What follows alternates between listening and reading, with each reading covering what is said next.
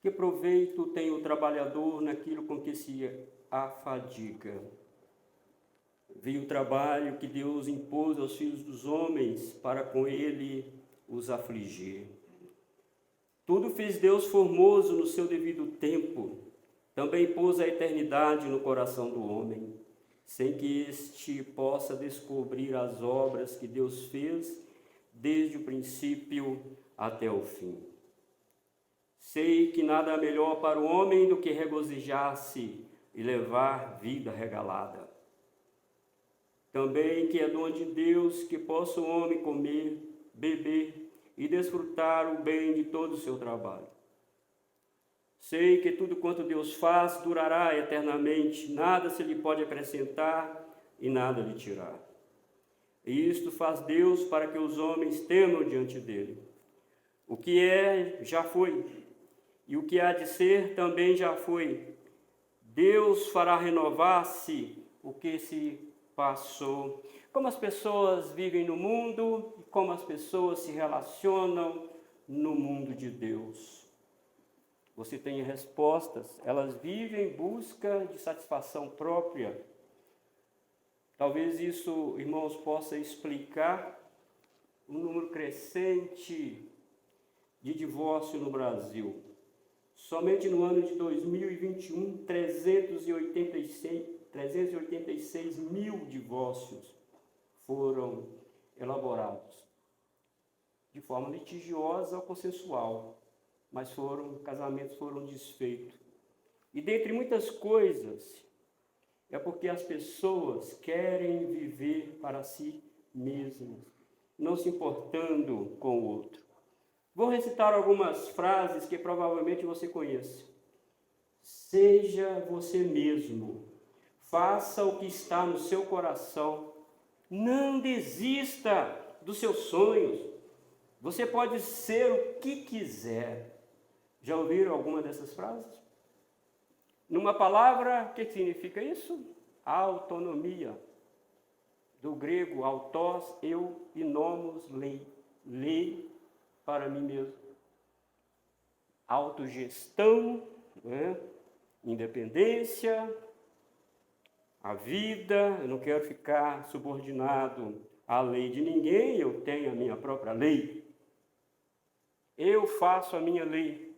Autonomia. Eu quero viver em liberdade.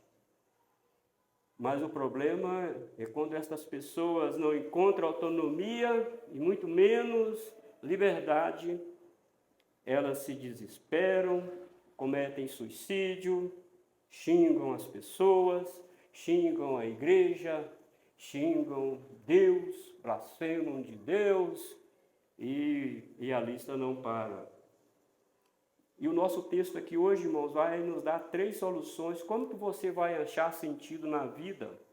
Como você vai viver aqui feliz, a despeito dos problemas que acontecem, que todos nós passamos por eles, nós já passamos aqui, esse é o 8º sermão eclesiástico, né? Nós já passamos por aqui. Como que nós vamos viver e achar sentido na vida, já que a vida aqui é um tédio, é uma mesmice, é a roda do hamster, rodamos e não saímos do lugar. E o vento para lá, o vento para cá, o mar não se enche, e vai por aí. Como nós vamos agora achar sentido na vida? Como que nós podemos achar sentido da vida? Aqui nós temos que a providência de Deus é o maior conforto para nós. Sem a providência de Deus, não há conforto. E como eu posso achar conforto nesta providência? Em primeiro lugar, estamos aí no verso 9 a 11. O homem precisa entender seu propósito da providência de Deus entre o tempo e a eternidade. O Corrélite faz a pergunta aqui no verso 9, que ele já fez no capítulo 1, versículo 3. E a resposta que obtivemos lá é a mesma resposta que temos aqui. O tempo que gastamos trabalhando teve resultado desproporcional à fadiga que o trabalho nos impôs. Então, se você comparar tempo gasto, fadiga, qual foi o saldo? 0. Para quem vive para si. Para quem acha que o trabalho vai dar sentido para ele. Para quem gosta de amontoar coisas. Para quem gosta de sentir-se feliz comprando coisas. Mas, como nós já vimos anteriormente, e aqui também ele repete, o homem acha sentido na vida, no primeiro sermão do capítulo 3, sabendo que o mundo é ordeiro. O mundo é ordeiro, o mundo não é um sistema aleatório, impessoal, que cada pessoas ou entes fazem o que querem. Não, Deus ordenou este mundo para funcionar. Então tem tempo de nascer e tem tempo de morrer, tem tempo de plantar e tempo também de arrancar o que se plantou, tem tempo de guerra, tem tempo de paz. Isto é um relógio de Deus e é uma agenda de Deus e ele está trancado com os portões eternos. O homem não tem acesso. Não adianta. Ele pode até não aceitar, mas é assim que Deus governa o mundo. Então, como eu entendo o propósito entre o tempo e a eternidade? O Corrente vai nos mostrar aqui 3 coisas. Primeiro, o homem, fazer do homem, para ele entender o fracasso de suas realizações, no versículo 9. Ele precisa entender que as suas realizações são um fracasso. A parte de Deus, as suas realizações são um fracasso. Ele precisa colocar Deus no circuito. O homem precisa colocar Deus e ver, entender que tudo que Deus deu para ele é bondade, misericórdia, e não o que o homem merece. Eu trabalhei, louvado seja eu, para adquirir tudo isso. Não, Deus te deu força, Deus deu um insumo para você fazer, Deus te deu vida, Deus te deu respiração, Deus te deu saúde. Então, louvado seja eu nada. Entenda que você está debaixo da providência de Deus. Então é dentro dessa perspectiva que o verso 9 faz a pergunta: que proveito tem o trabalhador naquilo com que se afadiga? Qual é o proveito? Não, irmãos, precisamos olhar para essas coisas. O ímpio pode pensar assim, mas nós que temos a revelação da Escritura Sagrada, devemos olhar estas coisas e dizer: isso veio de Deus, isso é dom de Deus, louvado seja o Senhor por isso. É dentro desta perspectiva que o Corrente nos leva. Não é? Eclesiastes diz que Deus pode não ter dado o dom de usufruir a certas pessoas. Trabalhou, e para que ele trabalhou? Trabalhou para o vento. Eu estava no centro de Contagem, perto ali onde eu moro, estava um senhor na cadeira de roda, e conversando com o moço, ele disse: sabe quem é esse velhinho aí? Ele é o dono dessas lojas todas aí, mas ele está numa espécie de vegetação. Ele não pode comer nada, qualquer coisa que ele comer, a não ser um líquido que vem importado, ele morre. Qual é o proveito? Mas Deus deu a você, deu a mim, queridos irmãos, o dom de usufruir, desfrutar dos resultados do nosso trabalho. Deus deu isso para nós. Você pode até não gostar do seu trabalho, né? Você pode até achar o seu trabalho penoso, e Eclesiastes diz que você está certo. É fadiga o seu trabalho. O nosso trabalho é fadiga. Então nós precisamos entender, irmãos, que há um controle de Deus entre o tempo e a eternidade, e você está no interregno entre o tempo e a eternidade. Você está inserido aqui, e você não consegue sair daqui. Deus te colocou aqui. O versículo 10 também, a providência de Deus quer nos ensinar para que o homem use o tempo para manter o homem ocupado. Manter o homem ocupado. Via o trabalho que Deus impôs aos filhos dos homens para com ele os afligir. Essa expressão aqui, vi, é uma maneira de dizer: eu investiguei, eu fiz as minhas investigações, Eu tenho recurso, material humano, sou rico, e eu investiguei. Salomão tinha como fazer isso. Eu investiguei e vi que Deus deu trabalho ao homem para mantê-lo ocupado. Ele precisa estar ocupado. Ele percebeu isso. E os resultados do trabalho não são, irmãos, promissores para dar satisfação ao homem sem Deus. Deus colocou o homem, impôs isso ao homem para ele manter-se ocupado. Ele precisa fazer alguma coisa. De tal maneira, irmãos, que o homem é levado ao desejo de construir.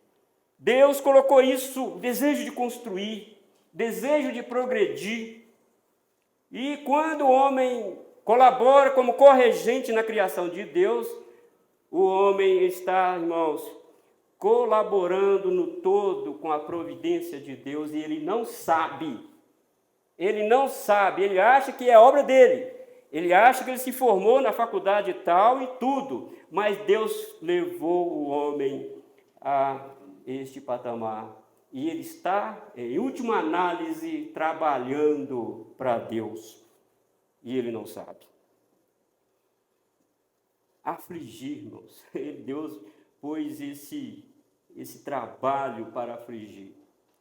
Bom, olhando assim no português, parece tão desumano, né?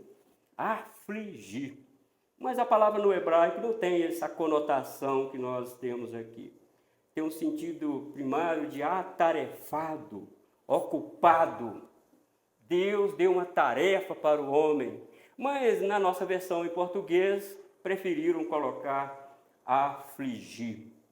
Deus deu uma ocupação para o homem trabalhar, para o homem colaborar com Deus.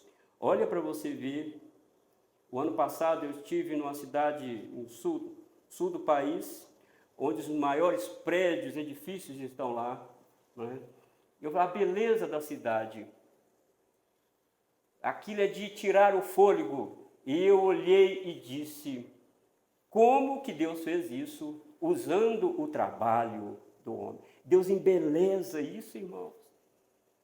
Olha os carros que tiram até o fôlego da gente, né? Como que Deus nos ajudou, como que Deus tem nos ajudado. Por que isso?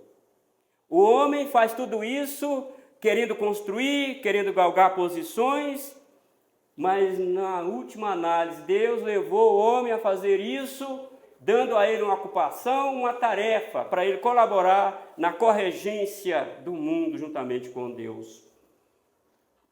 E Deus também quer levar o homem a buscar satisfação fora do tempo. Versículo 11. Fora do tempo. Versículo 11. Tudo fez Deus formoso no seu devido tempo. Também pôs a eternidade no coração do homem, sem que ele possa descobrir as obras que Deus fez desde o princípio até o fim. A criação de Deus é belíssima, nos encanta, e há certos lugares que ficamos quase extasiados, na verdade, porque há uma eternidade dentro do homem. Deus colocou a eternidade dentro do homem, e essa palavra tem várias conotações, escuro e coisas que não se descobrem. Mas aqui a palavra está certa, é eternidade. Né? Pôs a eternidade no coração do homem, sem que este possa descobrir as obras que Deus fez desde o princípio até o fim. Aqui, irmão, Deus tem uma visão do todo.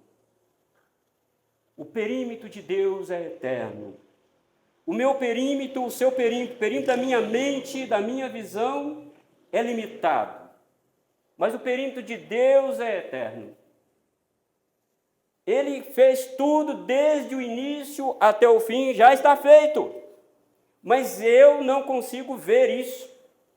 Mas Deus colocou a eternidade no coração do homem com espírito de investigação, com espírito de inquirição. Eu quero saber como eu vou estar daqui a 10 anos. Eu quero saber como está o meu bairro daqui a 10 anos. Há um espírito dentro do homem que ele quer progredir, ele quer ir, ele quer avançar. Por quê? Porque Deus colocou a eternidade dentro dele. Só que para ele saber daqui a 10 anos, ele tem que viver dia após dia, minuto após minuto, até chegar aos 10 anos. Mas Deus não. Deus já viu isso. Deus só está usando ele para levar a bom termo aquilo que ele já planejou e já fez. O homem quer aprender. E o homem precisa confiar na providência de Deus dia a dia. Eu vou viver hoje. Jesus não falou isso, não falou, irmãos? Jesus falou isso no Mateus capítulo 6, quando ele estava falando da oração. Ele está falando de confiar em Deus. Ele diz, olha, os gentios que ficam preocupados com o dia de amanhã, vocês não. Vocês não precisam ficar preocupados com o dia de amanhã. Preocupar não significa cruzar o braço. Ficar despreocupado significa cruzar os braços. Porque lá no Gênesis está dito, do suor do teu rosto comerás. E segundo Tessalonicenses capítulo 3, versículo 10, Paulo diz, se alguém não quer trabalhar, também não coma. Então essas coisas precisam estar justapostas. Mas há uma inquietação dentro do homem, né? O homem é inquieto. Ele quer ganhar mais dinheiro. Ele quer construir. Por quê? Deus colocou a eternidade dentro do coração dele. E ele constrói, desmancha. Constrói, está ruim. E vai construindo. Eu quero algo melhor. Eu quero algo melhor. E Deus, vejo Deus. É claro, na Bíblia não existe isso. É conjectura. Deus sorrindo. Isso. Coloquei a eternidade dentro do seu coração. Para você trabalhar, querer progredir, inquirir, investigar, mas só que você não sabe o final. Eu sei. Eu sei o final. Além de ele não saber, irmão, o que vai acontecer amanhã. Eu não sei, você também não sabe. Ele ainda tem o desejo de saber. Há, sim, esse espírito de inquietação. As pessoas correndo, trabalham, saem de um serviço, vai para o outro. Outros arranjam mais um bico para trabalhar e vai nessa inquietação, vai fazendo isso. Mas ele não sabe o que vai acontecer. E o Correte diz que lá na frente ele vai dizer que Deus não colocou a eternidade no coração, lá dentro dos animais. Os animais não querem nem saber do futuro. Eles estão comendo agora e não sabem nem de futuro, e nem sabem o que significa futuro. Mas dentro do homem, Deus colocou a eternidade. E os animais, nesse sentido, vivem melhor do que nós. Mas por que Deus fez isso? Para aguçar no coração do homem uma busca pela realidade fora do tempo. O homem só será feliz à luz da eternidade. Fora da eternidade, com Deus, nunca que será feliz. Nunca. Deus quer que o homem deseje algo maior fora do tempo. Por isso, ele coloca a eternidade, coloca a eternidade dentro do homem e coloca o homem dentro do tempo. De tal maneira que ele fica inquieto, querendo progredir e tudo, e ele não consegue satisfação. E aonde Deus quer levar o homem? Quer levar o homem a buscá-lo, a depender dele, a orar mais. Ó Senhor, meus projetos caíram por terra, Senhor. Ó Senhor, deu tudo errado. Ó Senhor, eu planejei isso, deu tudo errado. É Deus fazendo, olha, você não vai achar satisfação no tempo. Você vai achar satisfação na eternidade. Está aí dentro de você. Está aí te incomodando. Está te incomodando. Aqui, irmãos, nós estamos de fato limitados pelo tempo. Somos atingidos, como ele diz, pela imprevisibilidade, porque planejamos e as coisas não podem até não dar certo. Ele diz que depende do tempo e do acaso, que aqui é a imprevisibilidade. Ele não consegue prever tudo. Ele pode planejar, colocar tudo numa planilha, mas ele não consegue prever tudo. E Deus colocou a eternidade do homem dizendo, a sua felicidade, a sua satisfação é somente comigo. Fora de mim, você está fadado ao fracasso, é vaidade e correr atrás do vento. Você não vai conseguir ir a lugar nenhum. Eu coloquei a eternidade dentro de você. Mas também, irmãos, como nós achamos sentido na providência? quando nós usufruímos das benesses de Deus no tempo. Versículo 12 e 13.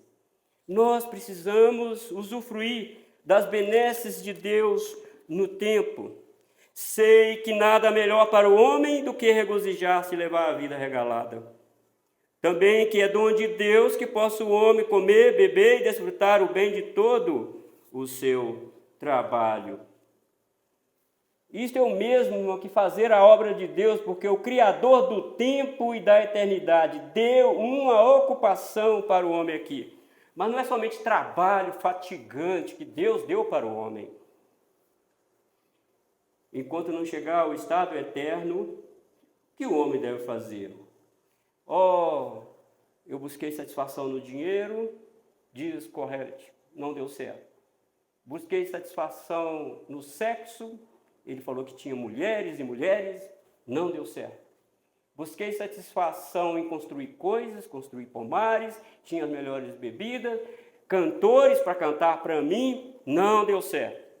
E agora? Entenda aqui, irmãos, que ele vai progredindo, nos levando para Deus. Ele está nos levando para Deus aqui. Na sua experiência que não deu certo. Não é só trabalho fatigante. Enquanto o estado eterno não chegar, enquanto isso não chegar, o que o homem deve fazer? Não, desfrutar daquilo que Deus deu, dos resultados do trabalho, do seu trabalho.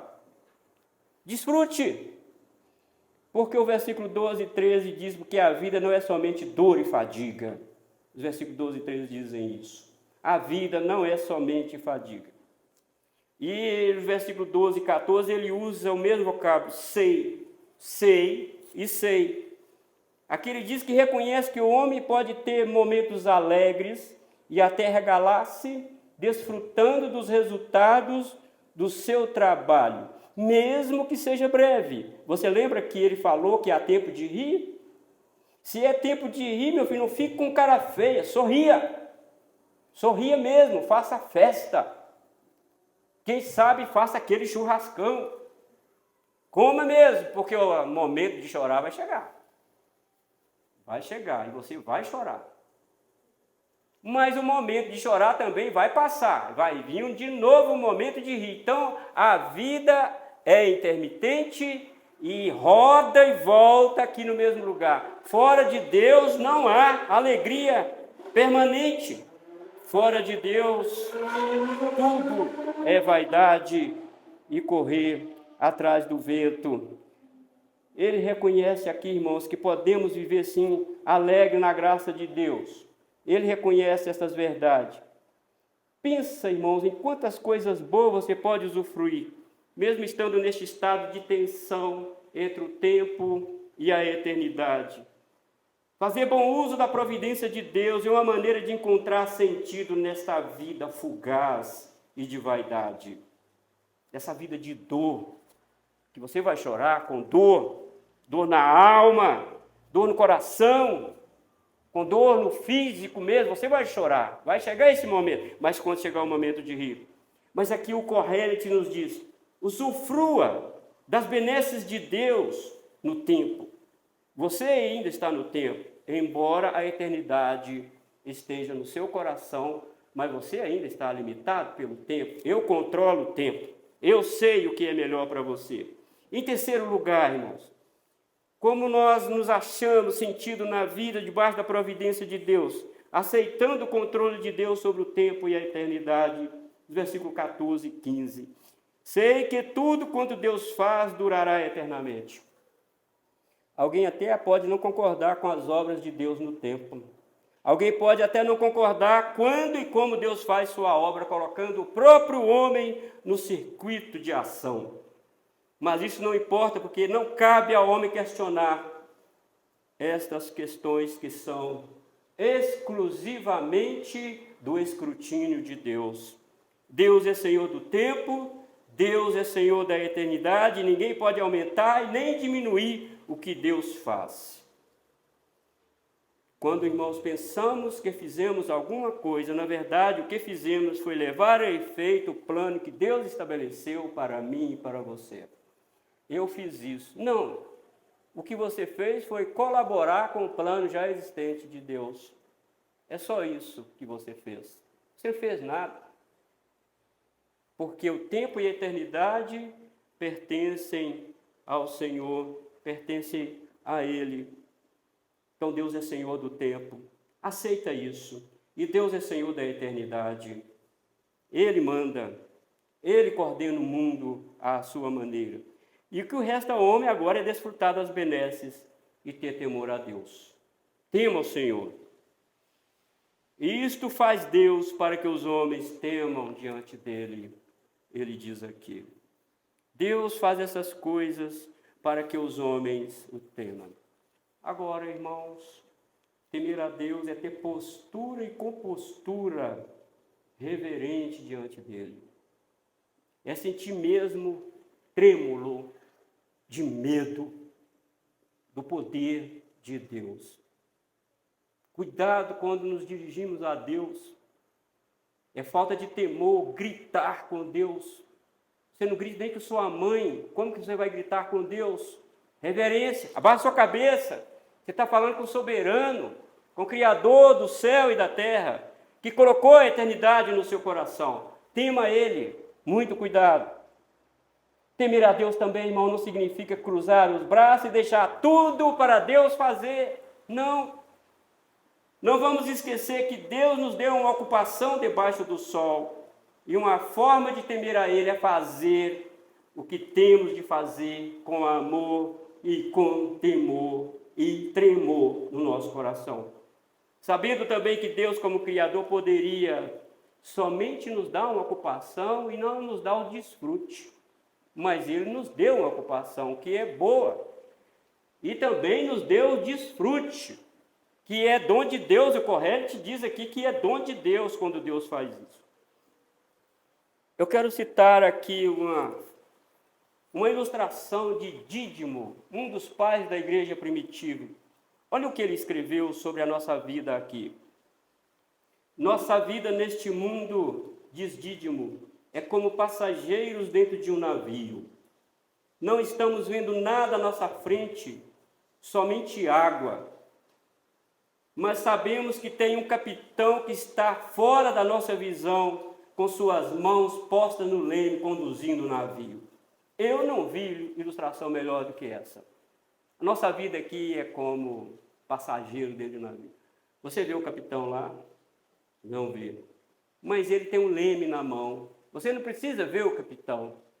Aqui Deus, irmãos, está por detrás da cortina, planejou tudo, está tudo ordenado, a criação é tudo ordenada, e Ele faz as pessoas nascerem no tempo certo, do pai certo, da mãe certa, e Ele vai conduzindo a história da humanidade, de tal maneira que Ele põe a eternidade dentro do coração do homem, e Ele quer inquirir, Ele quer investigar, Ele quer saber, Ele quer progredir, e Deus sorri e diz, é isso. Você entenda que você precisa de mim, entenda que fora de mim não há satisfação. É somente na eternidade que você tem satisfação. Irmãos, achamos consolo debaixo do sol e descanso para as nossas fadigas, crendo que o Senhor é o capitão que dirige o navio da nossa vida. Nós precisamos saber disso, nós precisamos crer nisso de todo o nosso coração.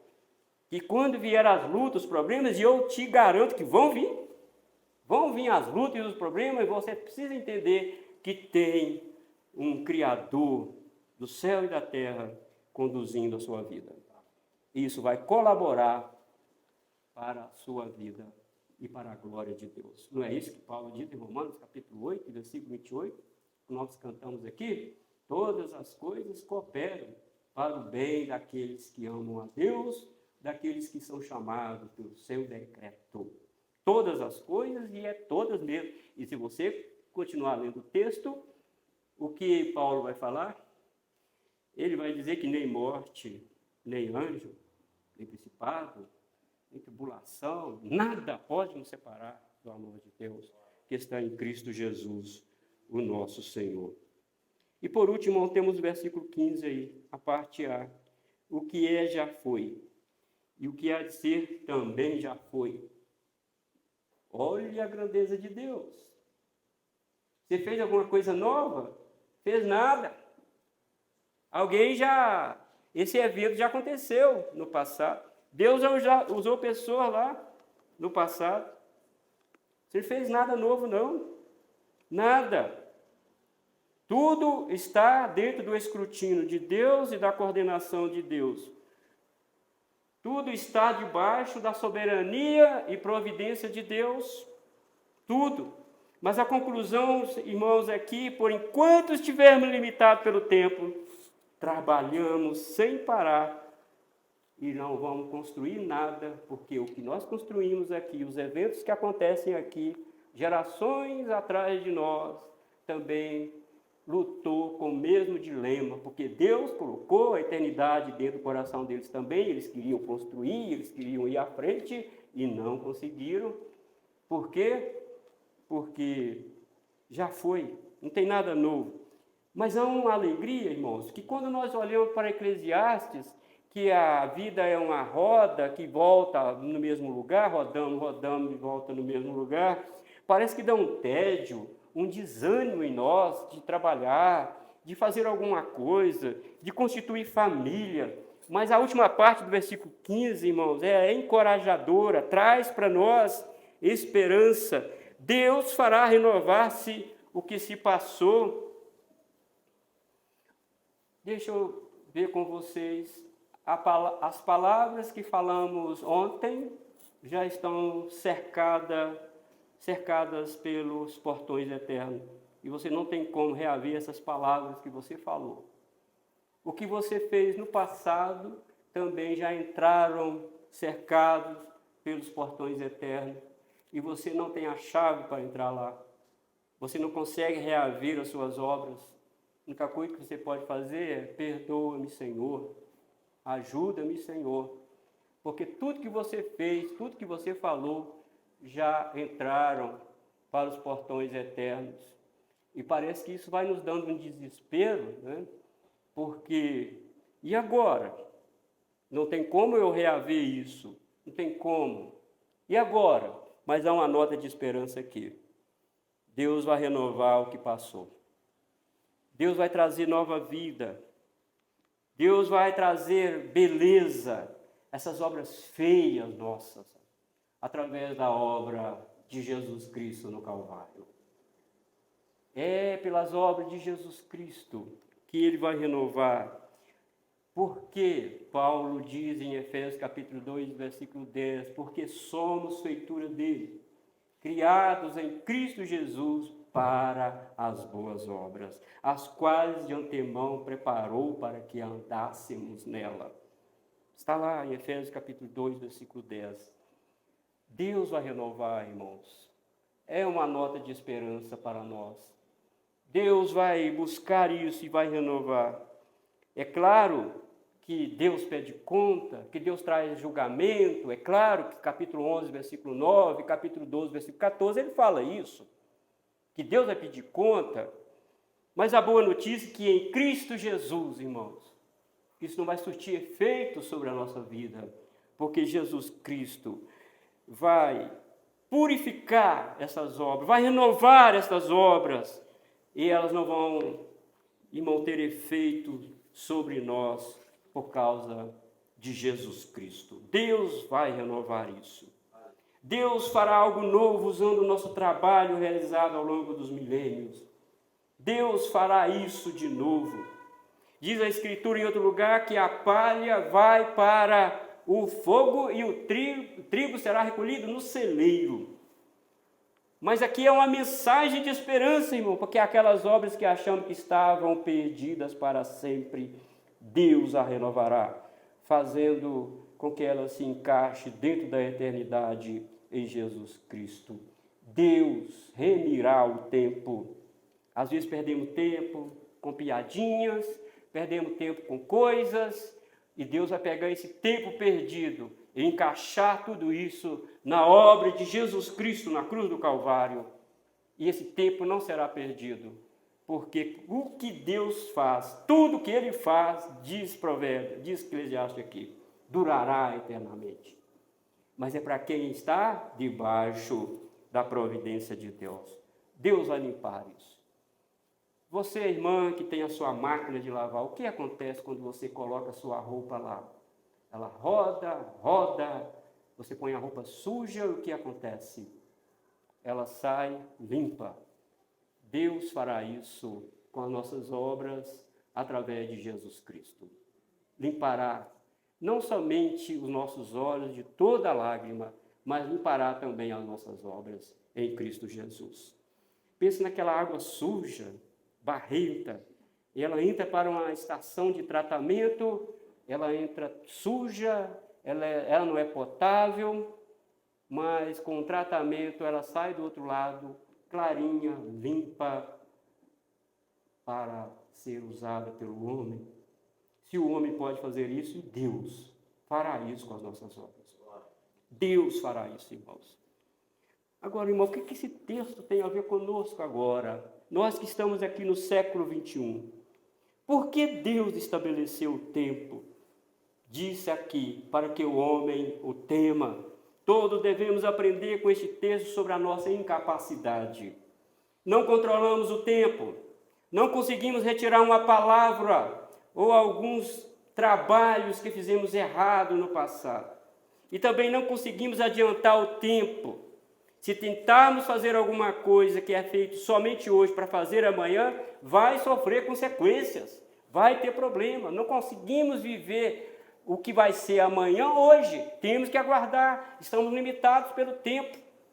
Estamos limitados. Então, queridos irmãos, acalme o seu coração e viva bem o presente, desfrutando das benesses de Deus agora. Sabendo que tudo isso é dom de Deus para você, que tudo isso é providência de Deus para você. E essas obras e tudo que nós fizemos estão no cofre da eternidade, somente Deus tem acesso. E mais, irmãos, aprenda a falar e agir no tempo certo. E ficar calado também no tempo certo. Entenda que o que planejamos hoje será arrancado amanhã. Um tempo anula o outro tempo. Você planta e depois você arranca. Uma coisa anula a outra porque estamos na roda do hamster. Não tem progresso no tempo. Só vai haver progresso. Só vai haver alegria e satisfação lá na eternidade com Deus. Aí aquelas fadigas do trabalho, porque a Bíblia diz claramente que vamos trabalhar no novo céu e na nova terra, não será mais fatigante, não será mais penoso para nós, será uma satisfação fazer isso no novo céu e na nova terra que o Senhor vai criar para nós.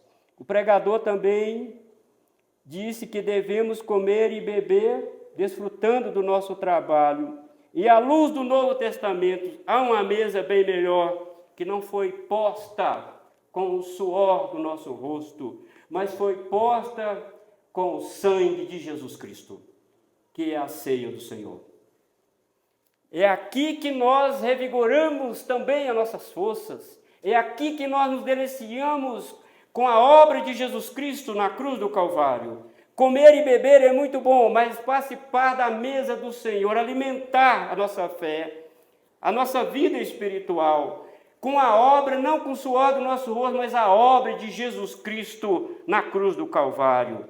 Precisamos nos alegrar disso.